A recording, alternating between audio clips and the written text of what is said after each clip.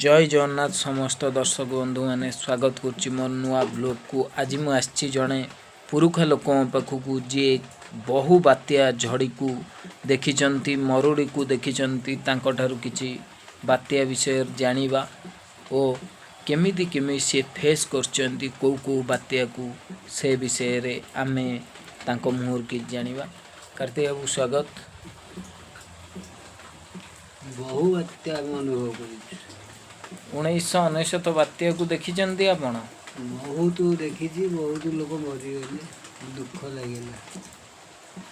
सरकार तरफ किसी साहाय्य हो पारानी से समय विशेषकर खाली रिलीफ हमको नहीं खाली इंडिया कौ मैंने मरले कौन हजिले कौटी कौन खाइले न खाइले किसी तदारख ना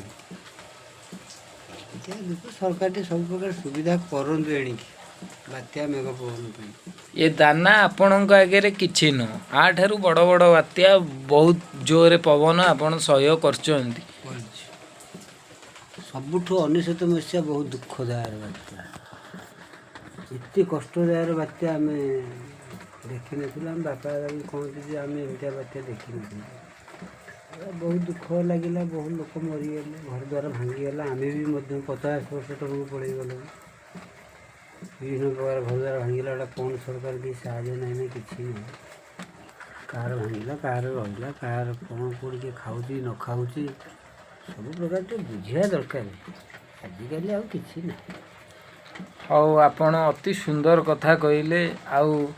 आम दर्शक बंधु मान कौन कहे कहे जो मैंने विपद पड़ते से साहाय्य और सहयोग एकांत जरूरी।